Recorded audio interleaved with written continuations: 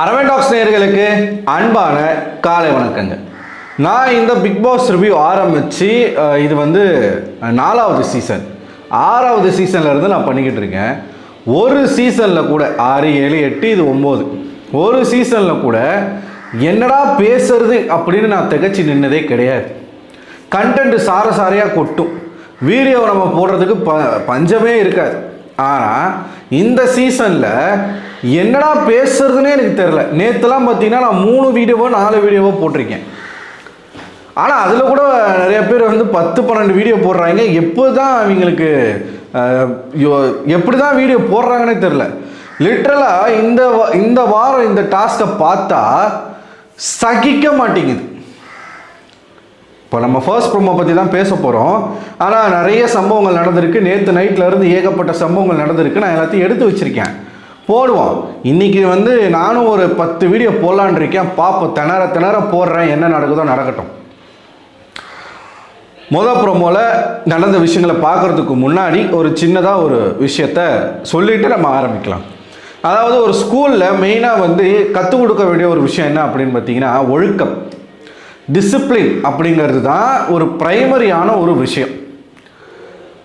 எந்த ஸ்கூலுக்கு நீங்கள் போனாலும் முதல்ல உங்களுக்கு வந்து டிசிப்ளின் தான் சொல்லிக் கொடுப்பான். எப்படி ஒழுக்கமாக இருக்கணும், மற்றவங்ககிட்ட எப்படி பேசணும், எப்படி பண்பாக நடந்துக்கணும், இதுதான் பேசிக்கான ஒரு எஜுகேஷன். ஆனால் இந்த ஸ்கூலுக்கு நீங்கள் வந்தீங்கன்னா அந்த ஒழுக்கத்தை தவிர்த்து எப்படியெல்லாம் லவ் பண்ணலாம், எப்படியெல்லாம் திருடலாம், என்ன மாதிரியான பேட் பிஹேவியர்ஸ் பண்ணலாம், இந்த ஸ்கூலுக்கு நீங்கள் உங்களுடைய பசங்களை அனுப்பிச்சிங்கன்னா இருக்கிற எல்லா நாதாரித்தனத்தையும் கற்றுக்கிட்டு வெளியில் வருவாங்க. அதாவது லவ்னா சாதாரண லவ் கிடையாது. ஸ்டூடெண்ட்டுக்கும் டீச்சருக்கும் லவ், ஸ்டூடெண்ட்டுக்கும் வார்டனுக்கும் லவ். அப்படி 2 வார்டன் இருக்காங்க, 2 வார்டனுமே லவ் பண்ணுறாங்க. புரியுதுங்களா? 2 வார்டனுமே லவ் பண்ணுறாங்க. வார்டன்களுக்குள்ள வார்டன் ஸ்டூடெண்ட், அசிஸ்டன்ட் வார்டன் ஒரு ஸ்டூடெண்ட், வார்டன் ஒரு ஸ்டூடெண்ட். அதுவும் இல்லாமல் நீங்கள் வகை வகையாக ரகரகமாக திருடலாம்.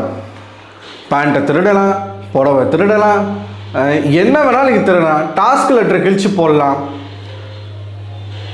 எப்படிப்பட்ட ஒழுங்கினமான செயல்களையும் நீங்கள் செய்யலாம். இந்த ஸ்கூலில் அதுக்கெல்லாம் அலௌடு. பிக் பாஸ் கொஞ்ச நேரத்துக்கு முன்னாடி இவர் பிரச்சனை இப்படி பார்க்குறதுக்கு ரொம்ப வருத்தமாக இருக்குது.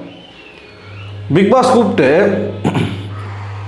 கன்ஃபஷன் ரூமில் எல்லா ஸ்டூடெண்ட்ஸ்க்கும் 5 திருக்குறளை சொல்லி கொடுங்க.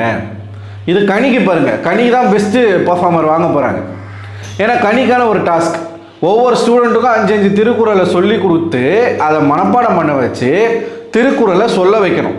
இப்போது வீக்கெண்டில் யார் பெஸ்ட் பர்ஃபார்மர் அப்படின்னும் போது எங்கள் தமிழ் வாத்தியார் எங்களுக்கு எவ்வளோ அழகாக திருக்குறள் சொல்லி கொடுத்தாங்க அப்படின்னு சொல்லுவாங்க. அதுக்கு கனியை பெஸ்ட் பர்ஃபார்மர் ஆக்கிறதுக்கு சேனலுடைய ஒரு ஸ்கெட்சு. இவ்வளோ சொன்ன பிக் பாஸு டிசிப்ளினை சொல்லி கொடுங்க அப்படின்னு ஒரு வார்த்தை பிரின்சிபல் கிட்ட சொல்லலை. ஏன்? அவங்களுக்கு டிசிப்ளின்லாம் வேணாம் சார். இந்த ஸ்கூல் வந்து டிசிப்ளினுக்கான ஸ்கூல் கிடையாது. இதை சொல்லிட்டு ப்ரோமோக்கு போவோம். பார்வதியை பொறுத்த வரைக்கும் புள்ளையும் கிள்ளி விட வேண்டியது, தொட்டிலையும் ஆட்ட வேண்டியது. இவங்களே பாமையை வைப்பாங்களாம், இவங்களே பாமையை எடுப்பாங்களாம் அப்படின்ற ஒரு கேரக்டர் தான் பார்வதியினுடைய கேரக்டர். இப்போ திடீர்னு பார்வதிக்கான ரசிகர்கள் வந்து கொந்தளிக்கிறாங்க சோஷியல் மீடியாவில். பார்வதியுடைய புடவையை திருடி வச்சிட்டாங்க. அதை வந்து நம்ம செப்பரேட்டாக ஒரு வீடியோவில் பேசுவோம். அதான் அந்த நாதாரித்தனம், மொல்லமாரித்தனம், முடிச்சவைக்குத்தனம் இதெல்லாம் பண்ணக்கூடிய ஸ்டூடெண்ட்ஸ் வந்து இருக்காங்க. அதை நம்ம பேசுவோம், தனியாக பேசுவோம். நிறையா வீடியோ இருக்குது மக்களே, எங்கேயும் போயிடாதீங்க. ஒரு லெட்டர், ஒரு மொட்டை கடிதாசி. அந்த மொட்டை கடிதாசி யார் போட்டாங்க அப்படின்னும் பொழுது எல்லாருடைய பார்வையும் வியானா மேலே தான் போச்சு. ஏன்னா இந்த வேலையை வியானா தான் தொடர்ச்சியாக பண்ணிக்கிட்டு இருக்காங்க. அதாவது ஊதாரி ஸ்டூடெண்ட்டுன்னா அது வியானா தான். வியானா இந்த வாரம் தயவுசெய்து நான் சொல்கிறேன் மக்களே, ரம்யாவை எப்போ வேணாலும் அடிக்கலாம். அட்லீஸ்ட் அந்த பொண்ணு டாஸ்க்குக்கு உண்மையாக இருக்குது. ஸ்டூடெண்ட்னா ஸ்டூடெண்ட்டை மட்டுமே நடந்துக்குது. இந்த எக்ஸ்ட்ரா அஃபேரு, இந்த லவ் கண்டென்ட்டு, இல்லை இந்த திருடுறது, நாதாரித்தனம் நம்ம பேசுகிறோம்ல, அந்த மாதிரி எந்த விதமான பேட் பிஹேவியர் அந்த பொண்ணு பண்ணலை. அந்த பொண்ணு பாட்டா அது உண்டு, அது வேலை உண்டுன்னு இருக்குது. ரம்யாவை எப்போ வேணாலும் அடிக்கலாம். வியானாவை இந்த சான்ஸ் நீங்கள் விட்டீங்கன்னு வச்சுக்கோங்களேன், அடிக்கவே முடியாது. அதனால் தயவுசெய்து ரம்யாவை காப்பாற்றிட்டு வியானாவை இந்த வாரம் வெளியில் அனுப்பிடுங்க. இல்லைன்னு வச்சுக்கோங்களேன், இது அதாவது ஒரு பேடான எக்ஸாம்பிள். அந்த பொண்ணு ஒரு சொசைட்டியில் ஒரு பொண்ணு எப்படியெல்லாம் இருக்கக்கூடாதுன்றதுக்கான ஒரு எக்ஸாம்பிள் வியானா. அந்த பேர் அந்த பொண்ணுக்கு வேணாம். இதை வச்சுக்கிட்டு அந்த பொண்ணு இப்போ எஃப்ஜேவுக்கு வாய்ப்பு கிடைக்கும், எஃப்ஜே போய் சைன் ஆயிடுவார், வெளியில் போயிட்டு அவருக்கான ஆட்கள் நிறைய பேர் இருக்காங்க. வியானாவுக்கு அப்படி கிடையாது. இதுதான் செப்பரேட்டாக ஒரு வீடியோவில் பேசணும்னு நினச்சேன். நம்ம இதிலேயே பாதி சொல்லிட்டேன், நான் ஒரு லூசு பைய. சரி, தனியாகவே நம்ம பேசுவோம். சரி, பார்வதிக்கு ஒரு முட்டை கடிதாசி. அந்த லெட்டர் எழுதுனது ஆக்சுவலாக வியானா கிடையாது, எழுதுனது திவ்யா. திவ்யா எழுத விக்ரமும் திவ்யாவும் சேர்ந்து எழுதின லெட்டர். காலையில் என்ன நடக்குது அப்படின்னு பார்த்தீங்கன்னா, எஃப்ஜே அவர்களுக்கு விரலில் கட்டாயிருக்கு, அடிபட்டுருது. அடிபட்ட உடனே பார்வதி மட்டும் தனியாக சமைக்கணும் அப்படிங்கிறதுக்காக நம்ம தர்மலிங்க சார் இருக்கார் இல்லையா, அமித் அவர்கள், அவர் என்ன பண்ணுறாருன்னா, நான் ஹெல்ப் பண்ணுறேன். இப்போ ஸ்டூடெண்ட் ஹெல்ப் பண்ணுறேன்னு போனால் தானே பிரச்சனை.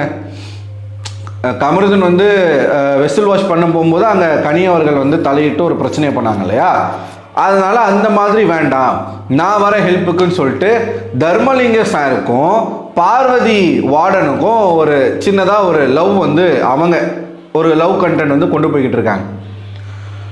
அதனால அவங்க உள்ளே வராங்க. உள்ளே வந்ததுக்காகத்தான் ஒரு முட்டை கடிதாசி போடப்பட்டிருக்கு ஆக்சுவலாக திவ்யா மூலமாக. அந்த கடிதாசியில் எழுதுறது என்ன அப்படின்னா, பார்வதி படித்து காட்டுறாங்க, தர்மலிங்க சாரை கிச்சனுக்கு வர வைக்கணுன்றதுக்காக குட்டி வார்டனுடைய கையை கட் பண்ணி அவர் வசம், தர்மலிங்கத்தை அவர் வசம் கிச்சனுக்கு வர வைக்கிறதுக்கு ஒரு முயற்சி நடந்திருக்கு அப்படின்ற மாதிரி எழுதியிருக்காங்க.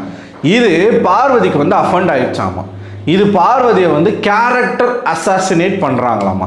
இந்த வார்த்தையை பார்வதி சொல்லும்போது எனக்கு ரொம்ப ஆச்சரியமாக இருந்துச்சு. கேரக்டர் அசாசினேட் பண்ணுறதை பற்றி பார்வதி பேசுகிறாங்களா? என்னடா இது வேடிக்கை! கேரக்டர் அசாசினேட்டுக்கு உயிர் இருந்துச்சுன்னா அந்த கேரக்டர் அசாசினேட்டே சிரிக்கும். ஏன்னா இந்த வீட்டுக்குள்ளே தொடர்ச்சியாக ஒவ்வொரு கண்டஸ்டண்ட்டையும் கேரக்டர் அசாசினேட் பண்ணிக்கிட்டு இருக்கிறது பார்வதி தான். பல இடங்களில் நம்ம பார்த்துருக்கோம். எஃப்ஜேல தொடங்கி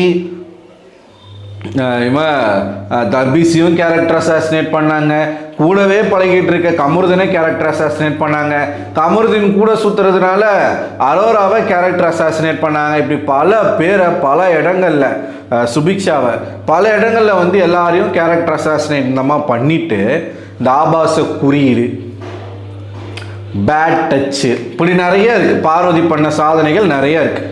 இதையெல்லாம் பண்ண நீங்கள் உங்களை ஒருத்தவங்க கேரக்டர் அசாசினேட் பண்ணுறாங்க அப்படின்னு நீங்கள் அதை ரெஜிஸ்டர் பண்ணுறது எந்த விதத்தில் நியாயம்? புடவை காணாம போச்சுன்னு நீங்கள் ஒரு பிரச்சனை பண்ணுறீங்களா? நியாயமான பேச்சு, அதுக்கு நம்ம ஆதரவு கொடுக்கலாம். ஆனால் தர்மலிங்க சாரோட உங்களை சேர்த்து வச்சு கேரக்டர் அசாசினேட் பண்ணுறாங்க அப்படின்னு நீங்கள் சொல்கிறது லிட்ரலாக வெளியில் பார்க்குற மக்களுக்கு எப்படி இருக்கும்? சிரிப்பாக இருக்குமா இருக்காதான்? இந்த லவ் கண்டென்ட் ஆரம்பித்தது நீங்கள் 2 பேர் தான். நீங்களே சொல்கிறீங்க, காலையிலேயே சொல்கிறீங்க, முதல்ல எங்களை சேர்த்து வைக்கிற வேலையை பாருங்கள். ஸ்டூடெண்ட்ஸ் கிட்ட எங்களை சேர்த்து வைங்கன்னு சொன்னது பார்வதி. நீங்கள் 2 பேரும் லவ்வில் இருக்கிறத வெளிப்படையாக ஸ்டூடெண்ட்ஸ் முன்னாடி சொன்னது நீங்கள். அதையும் தாண்டி கமருதனும் இன்னொரு யாரும் தெரில, ரம்யா கூட ஆடினா, வேறு யார் கூட ஆடினா, வியானா கூட, கமருதனும் வியானாவும் டான்ஸ் ஆடிட்டு இருக்காங்க. அதாவது அதை பார்த்து வார்டன் ட்ரிகர் ஆகுறாங்களாமா. ஒரு ஸ்டூடெண்ட்டு இன்னொரு ஸ்டூடெண்ட்டு கூட டான்ஸ் ஆடுறதுல நீங்கள் ஏன் மேடம் ட்ரிகர் ஆகுறீங்க? நீங்கள் வார்டன் கேரக்டர், அந்த கேரக்டரில் இருக்கீங்கன்றதை நீங்கள் மறந்துட்டீங்க. வார்டனாக இருந்துக்கிட்டு நீங்கள் இதெல்லாம் பண்ணலாமா அப்படின்ற ஒரு கேள்வி எழும்புதா இல்லையா? அங்கே இவங்க என்ன பண்ணுறாங்க, உடனே பதிலுக்கு இவனை கமருதனை வெறுப்பேற்றணும் அப்படிங்கிறதுக்காக தர்மலிங்க சாரோட சேர்ந்து டான்ஸ் ஆடுறாங்க. இது எந்த விதத்தில் கரெக்டு? ஸ்டூடெண்ட்டுக்கு தான் அறிவு இல்லை. அவனுங்க 12வது ஸ்டூடெண்ட் மாதிரி நடந்துக்கோங்கடான்னா ஏதோ பால் குடிக்கிற பசங்க மாதிரி நடந்துக்கிட்டு இருக்கானுங்க. அவனுங்களுக்கு சுத்தமாக அறிவே கிடையாது. டாஸ்க்கை என்னமோ மாதிரி பண்ணிக்கிட்டு இருக்கானுங்க. ஒரு ஸ்கூல் டாஸ்க்கை எவ்வளோ பிரமாதமாக பண்ணலாம். ஆனால் இவனுங்க பண்ணுறது எல்லாமே ப்ரீச் பண்ணுறது பேடான ஒரு எக்ஸாம்பிள் தான். பிரின்சிபலுக்கு லவ் லெட்டர் எழுதுறது, டீச்சரை பற்றி மொட்டை கடிதாசி போடுறது, இதெல்லாம் ஸ்கூலில் நடக்கும். சும்மா இருக்கிற டீச்சர்ஸே சேர்த்து வச்சு எழுதுவானுங்க பாத்ரூமில். இப்போது ஒன்றும் இல்லை, மேக்ஸ் டீச்சர் இருப்பாங்க, மேக்ஸ் டீச்சருக்கும் சயின்ஸ் வாத்தியாருக்கும் கனெக்ஷன் அப்படின்னு எழுதுவானுங்க. இல்லை தமிழ் வாத்தியாருக்கும் மேக்ஸ் டீச்சருக்கும், இந்த மேக்ஸ் டீச்சர் சயின்ஸ் டீச்சர் இவங்க 2 பேரை வச்சு தான் ஸ்கூலில் காசிப்பே நடக்கும். இவங்க அவங்களோட சேர்க்கறது, இவங்கள இவரோட சேர்க்கறது, இப்படிலாம் நடக்கும். எதுவுமே செய்யாத அந்த மாதிரி ஒரு சம்பவமே நடக்காத இடத்துலையே ஸ்டூடெண்ட்ஸ் வந்து அந்த மாதிரி முளமாரித்தனம் பண்ணுவாங்க. ஆனால் நீங்கள் ஸ்டூடெண்ட்ஸ் முன்னாடி டான்ஸ் ஆடுவீங்க, ஸ்டூடெண்ட்ஸ் கிட்டே போயிட்டு எங்களுக்கு ஸ்கூல் முடியறதுக்குள்ளே கல்யாணம் பண்ணி வைங்கன்னு சொல்லுவீங்க. இதெல்லாம் ரெசிடென்ஷியல் ஸ்கூலில் பேசுவாங்களா? அப்படியெல்லாம் நீங்கள் பண்ணுவீங்க. பண்ணிவிட்டு உங்களை பற்றி ஒரு மொட்டை கடிதாசி வந்த உடனே பொங்குறீங்க, உங்களை கேரக்டர் அசாசினேட் பண்ணுறாங்க அப்படின்னா நீங்கள் உட்காந்துக்கிட்டு அதை ஒரு கம்ப்ளைண்ட்டாக வைக்கிறீங்க. அமித் அந்த இடத்துல அதையே சொல்லிட்டு இருக்காதம்மா அப்படின்னும் போது, சார் இது உங்களை பற்றினது இல்லை சார், உடனே பார்வதிக்கு சப்போர்ட் பண்ணுறதுக்கு வந்துடுறானுங்க. சரி பார்வதிக்கு நீங்கள் சப்போர்ட் பண்ணுங்கடா, வேணான்னு சொல்ல. இவங்க தானடா ஸ்டூடெண்ட்ஸ் முன்னாடி வந்து கல்யாணம் பண்ணி வைங்கன்னு பேசுறது. அப்போ அது என்ன? அந்த கேள்வி ஒருத்தனும் கேட்கல. ஸ்டூடெண்ட்ஸ் கிட்ட யாருன்னா பேசுவாங்களா அப்படி? ஆக மொத்தத்தில் அங்கே எவனுமே டாஸ்கில் இல்லை. கமருதீன் யார் கூட டான்ஸ் ஆனால் பார்வதிக்கு ஏன் அந்த இடத்துல ட்ரிகர் ஆகுது? உடனே நீங்கள் வெறுப்பேற்றது எதுக்கு இன்னொருத்தருடைய டான்ஸ் ஆடுறீங்க? அவன் உடனே இன்று முதல் நான் பிழைத்து கொண்டேன்னு ஒரு பாட்டு பாடுறான். இதையும் பண்ணுவீங்க. கத்தியாலே நீங்களே உங்களை குத்துவீங்க. குத்திட்டு ஐயோ எனக்கு ரத்தம் வருது, எனக்கு குத்திட்டாங்கன்னு சொல்லுவீங்கன்னா வாட் இஸ் திஸ் வார்டன்? இது ரொம்ப தப்பு. இது வந்து எத்தனை பேருக்கு புரியும்னு தெரில. ஓகே, இதை மற்றவங்க எல்லாம் எப்படி பார்க்குறீங்க? இப்போ பார்வதியினுடைய இந்த ஒரு அலிகேஷனை எப்படி பார்க்குறீங்க? உங்களோட கருத்துக்களை மறக்காமல் கமெண்ட் பாக்ஸில் கமெண்ட் பண்ணுங்கள். அடுத்த ஒரு வீடியோ உங்களை சந்திக்கிறேன். அதுபோல உங்களிடம் விடைபெறுவது நான் அரவிந்தன்.